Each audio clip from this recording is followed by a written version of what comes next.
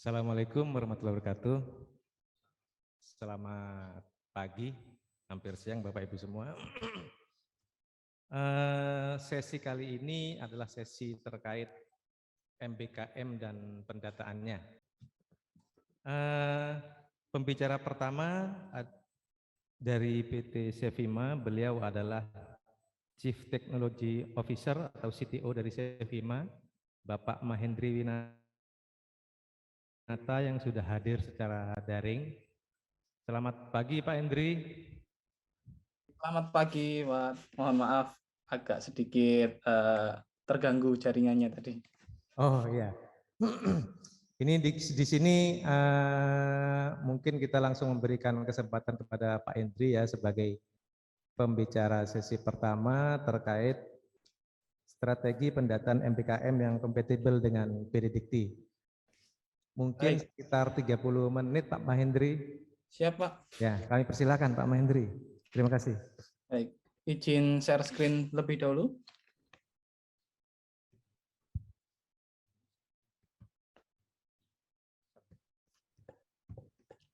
Sudah terlihat, Pak, untuk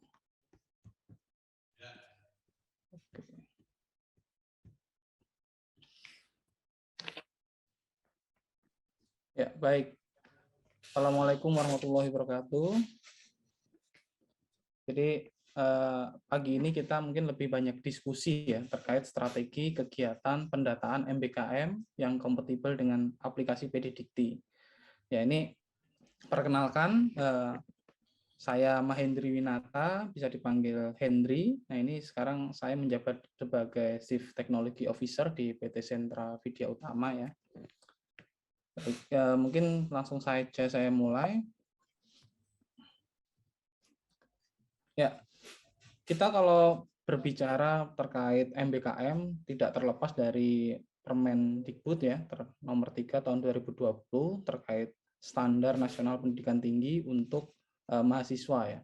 Nah, ini yang paling penting adalah dua ini yang paling perlu kita pahami, yaitu mahasiswa dapat mengambil SKS di luar perguruan tinggi paling lama 2 semester atau setara dengan 40 SKS, atau mengambil mata SKS di prodi yang berbeda dalam satu perguruan tinggi ya, itu maksimal 20 SKS. Nah, ini yang menjadi dasar nanti beberapa aktivitas yang bisa dilakukan mahasiswa dan perguruan tinggi untuk melakukan proses MBKM. Nah, seperti apa sih sebenarnya proses MBKM ya? Ini nanti akan ada buku panduannya sebenarnya. Tapi yang paling penting adalah bagaimana kita bisa berproses terhadap SKS yang bisa ditempuh mahasiswa, terutama yang agak ribet ini adalah 40 di luar. Nah, ini kan pasti berhubungan dengan kegiatan magang. Terus yang 20 SKS ini biasanya lintas prodi. Nah, ini yang paling sering bermasalah adalah kurikulum perguruan tinggi atau program studi masing-masing. Karena kebijakan yang muncul ini belum sepenuhnya diakomodir perguruan tinggi ketika Permendikbud ini ditampilkan gitu ya. Nah, ini yang sampai saat ini pun banyak perguruan tinggi merasa ya susah untuk mengadopsi proses merdeka belajar, meskipun disebut merdeka belajar tapi tidak merdeka juga secara aturan. Nah, ini yang sering terjadi ya, karena aturannya memang benar-benar detail gitu ya, dan ini dilaporkan secara mendetail juga. Nah, ini juga permasalahan yang sangat besar. Baik, kita lanjutkan ya.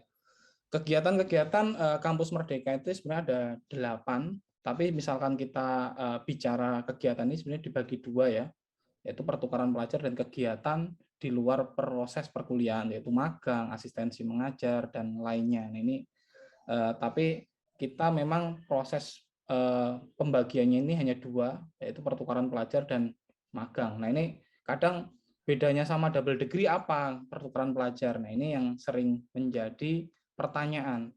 Ya, memang pertukaran pelajaran di sini lebih ke ini ya, bisa hanya satu mata kuliah, sedangkan double degree memang berbeda secara operasionalnya. Ya, ini untuk panduannya nanti bisa dibaca dan di-download di link yang saya sertakan. Mungkin Bapak Ibu juga sudah paham benar proses MBKM ini. Baik, selanjutnya kita lebih ke alur.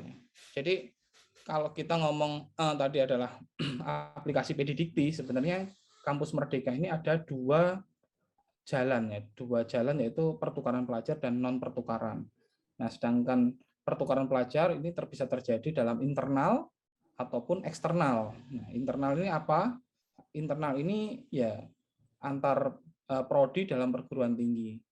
Dan perbedaannya nanti lebih ke cara penilaiannya, cara menilainya, cara mengambilnya. Jadi lebih seperti itu. Jadi kalau non pertukaran pelajar ya itu lebih ke nilai konversi mungkin. Sama dengan eksternal juga. Nah, ini yang paling penting dalam proses nanti bagaimana perguruan tinggi menyiapkan satu sistem yang bisa mengakomodir dua jenis proses MBKM. Kalau lebih detailnya ada tiga, yaitu pertukaran internal, pertukaran eksternal, dan non pertukaran mahasiswa. Nah, ini yang perlu disiapkan dari sistem perguruan tinggi. Baik, mungkin langsung saja ya. Jadi kalau kita ngomong pendataan mahasiswa kampus Merdeka, nah ini dari sistem akademik perguruan tinggi harus bisa mendeteksi mahasiswa mana yang sedang melakukan proses kampus Merdeka. Proses kampus Merdeka ini bermacam-macam, bisa kuliah di tempat lain atau tadi juga mengikuti kegiatan di luar kampus. Nah, ini yang perlu didatakan dulu. Jadi, nah, apakah sekarang di sistem kampus sudah mempunyai hal seperti ini? Nah, ini mungkin yang perlu sama-sama dilihat apakah sistemnya sudah sesuai untuk pendataannya. Jadi, yang perlu dilakukan pertama adalah pendataan. Kedua, kita ngomong masalah pertukaran pelajar ya. Tadi kan ada dua, pertukaran pelajar internal dan eksternal. Internal adalah pertukaran pelajar antar program studi pada perguruan tinggi yang sama.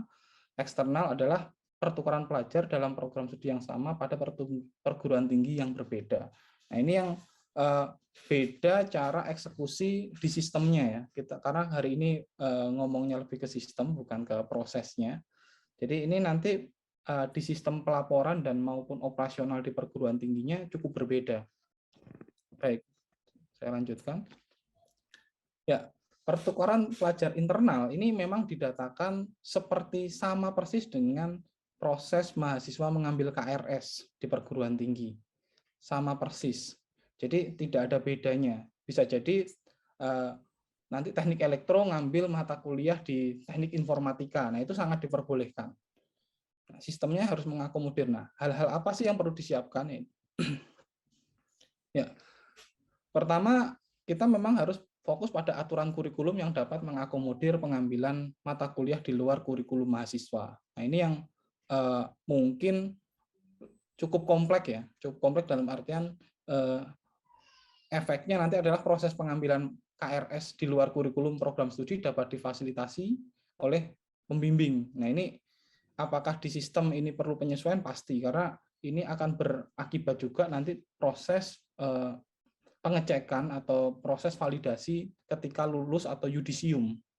Nah, ini yang karena kan secara tidak langsung saat ini proses yudisium itu harus dipenuhi ketika mahasiswa menyelesaikan kurikulum sesuai standar, misalkan 144 SKS begitu.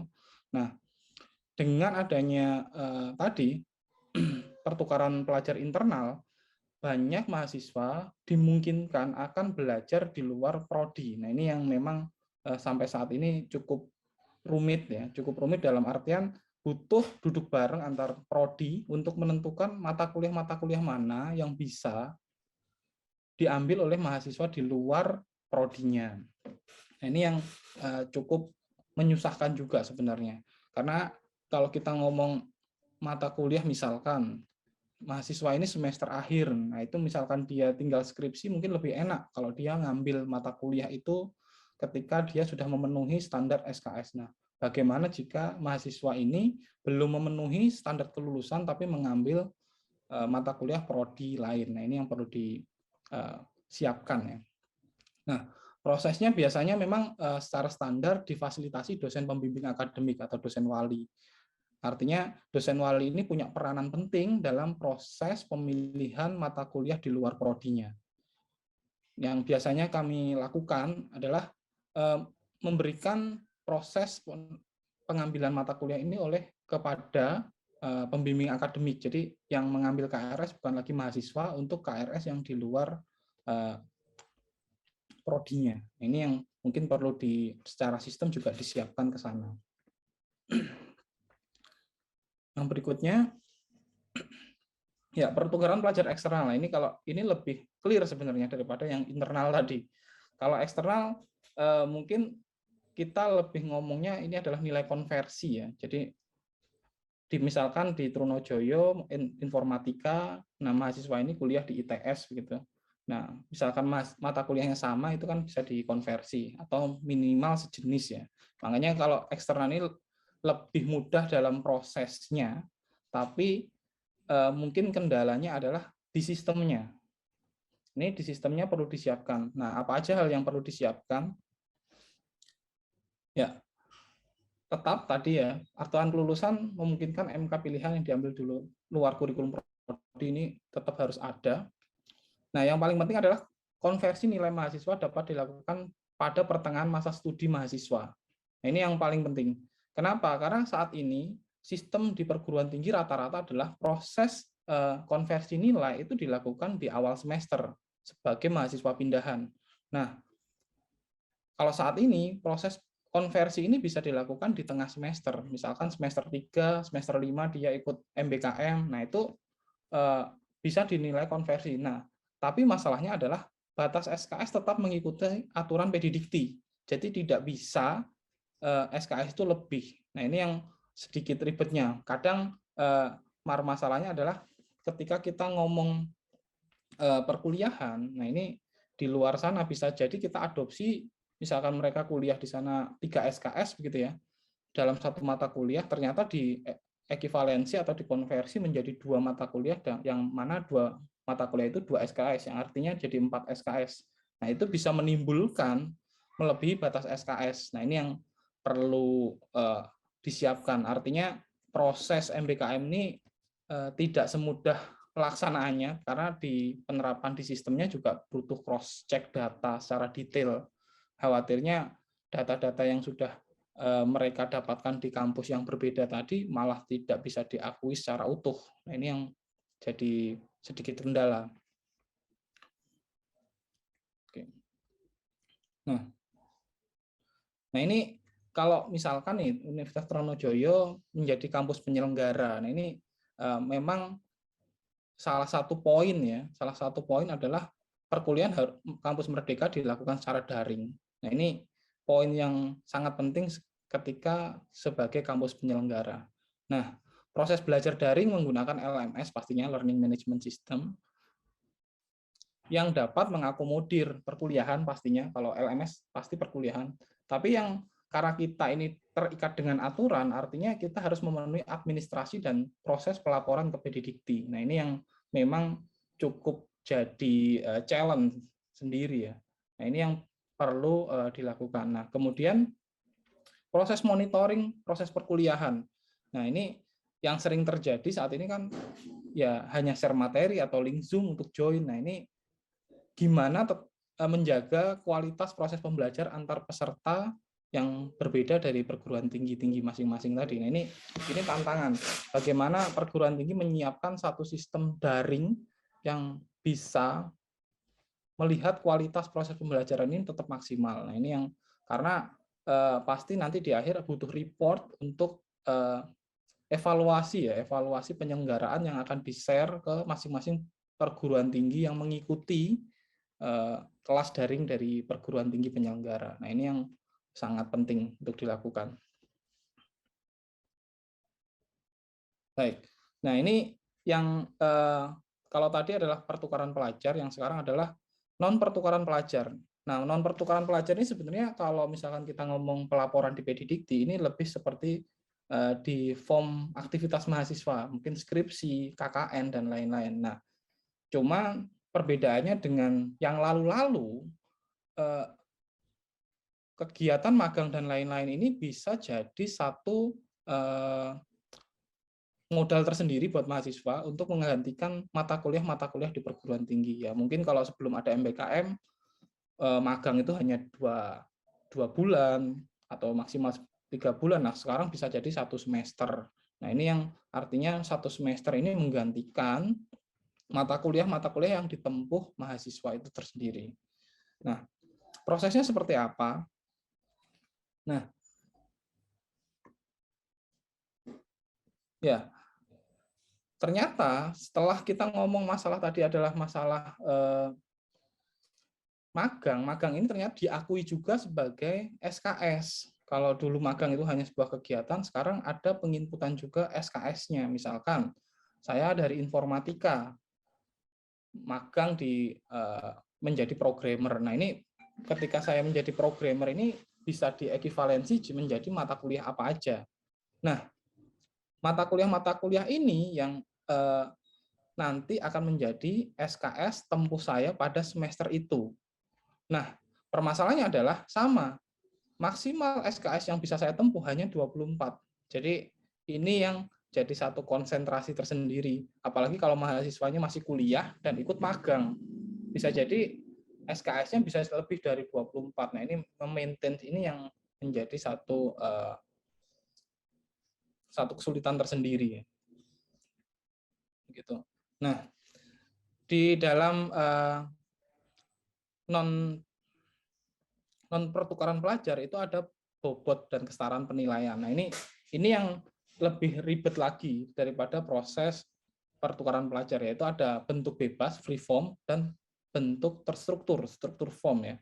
Nah, apa sih yang akan terjadi dengan free form ini? Nah, ini mungkin sedikit gambaran ya. Jadi magang industri ini di buku pedoman ada, sedikit saya tambahkan nanti. Jadi magang industri menghasilkan hard skill dan soft skill. Nah, apakah hard skill dan soft skill ini bisa kita jadikan satu SKS pembanding di mata kuliah? Jawabannya tidak. Nah, ini yang jadi kendala tersendiri ya, karena ini tidak bisa dikonversi jadi mata kuliah tertentu. Nah, akhirnya biasanya yang sering dilakukan adalah kegiatan-kegiatan ini akan masuk sebagai SKPI. Nah, tapi efeknya gimana nih bagi mahasiswa? Bisa jadi mahasiswa merasa rugi ketika mereka melakukan proses kegiatan MBKM ini karena sudah 6 bulan mengikuti proses tapi tidak bisa juga dikonversi jadi satu nilai. Nah, ini jadi pertimbangan tersendiri. Makanya proses MBKM ini butuh analisa di awal lebih baik ya. Nah, ini yang jadi rencana PD Dikti yang lebih ribet lagi. Ke depan, PD Dikti Feeder itu melakukan konversi free form ini menjadi mata kuliah, agar soft skill dan hard skill itu masuk ke transkrip mahasiswa. Nah, ini akan dilakukan di 2023. Nah, ini yang jadi satu kesulitan tersendiri ya. Nah, ini sudah cukup banyak dibahas terkait free form ini untuk masuk transkrip. Jadi ke depan transkrip itu benar-benar semua aktivitas itu ada di sana, tidak hanya didukung dari SKPI. Nah, ini yang perlu disiapkan oleh perguruan tinggi. Ya, kemungkinan sih tahun depan yang ini akan mulai dicanangkan dan diberikan fasilitas di PD Dikti. Ya. Nah, kalau bentuk terstruktur ini lebih mudah saja, ini yang saya sampaikan tadi. Nah, ini lebih kita ngomong mata kuliah itu distandarkan dengan proses MBKM atau proses magangnya. Nah, ini biasanya mediasinya lebih mudah karena ketika kita mau magang, nah ini kan ada 2 mahasiswa UTM juga yang magang di tempat kami sebagai magang industri ya. Nah, ini dari awal memang sudah disiapkan, kita bandingkan kurikulumnya.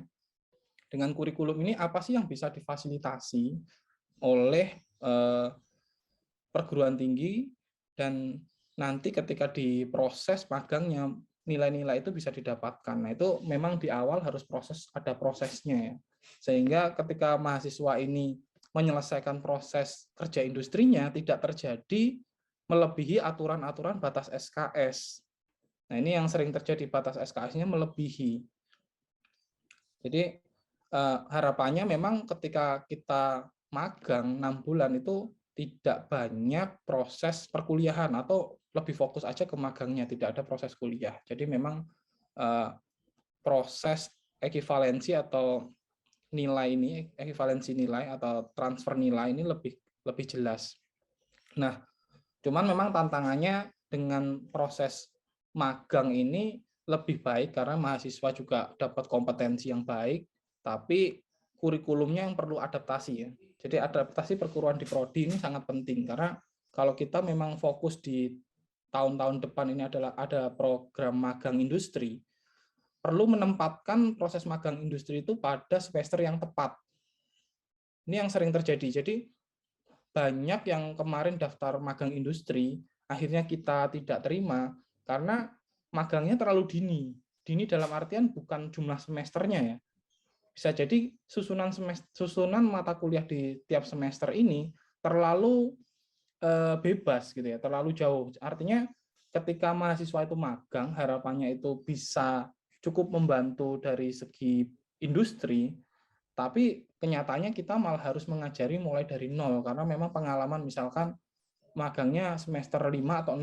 Nah, ternyata yang diajarkan 1 sampai 5 ini masih dasarnya aja, nggak pernah nyentuh yang lebih detail atau lebih prakteknya begitu. Itu yang jadi kondisi yang sering terjadi. Makanya sebelum menentukan mahasiswa ini bisa magang atau enggak, alangkah lebih baik kita melihat kurikulum dan strukturnya ini bisa lebih berdampingan. Karena kalau kita ngomong misalkan struktur kurikulum semester 6 nih kita wajibkan magang, artinya 1 sampai 5 ini harus bisa memfasilitasi mahasiswa ini untuk melakukan magang. Jadi ilmunya cukup, pengetahuannya masih sudah sesuai. Nah, pada semester 6 harusnya mata kuliah ini benar-benar bisa dikonversi penuh. Biasanya ketika kita magang konversinya ini loncat-loncat tiap semester. Nah, ini yang agak susah untuk proses konversi. Nah, itu yang perlu dibedah bersama ya, terkait ini lebih ke prodi sih sebenarnya harusnya. Tapi dari sistem harusnya bisa memfasilitasi itu. Oke, kalau misalkan cara inputnya nanti bisa dilihat di YouTube ya, ada beberapa yang bisa difasilitasi di sana, nanti bisa dilihat. Ya, oke, mungkin itu aja. Terima kasih kalau terkait sistem PD Dikti untuk terkait MBKM. Jadi kalau misalkan ada pertanyaan bisa langsung saja, karena memang proses di sistem tidak terlalu banyak, lebih ke operasionalnya. Begitu. Terima kasih.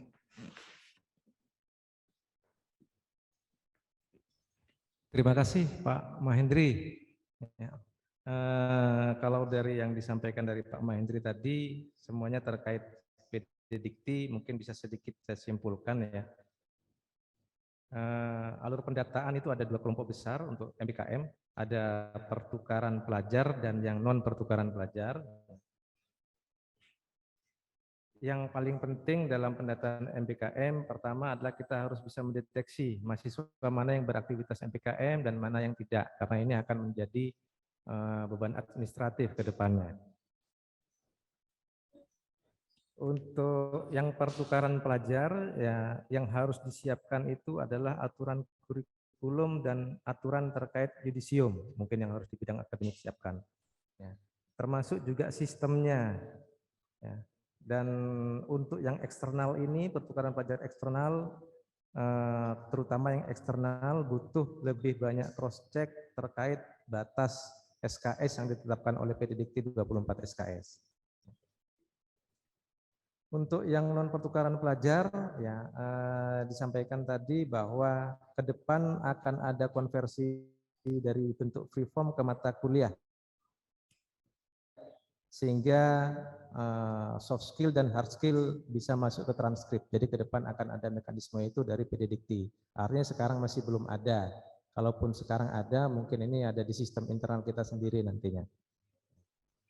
Mungkin itu yang bisa saya simpulkan. Sekali lagi terima kasih Pak Mahendri. Mungkin ini akan kita lanjutkan dengan pembicara yang kedua. sekitar 30 menit juga Pak Usni ya. Baru setelah itu kita diskusi tanya jawab Bapak Ibu. Kepada Bapak Husni saya persilakan. Pak Lutfi sudah siap?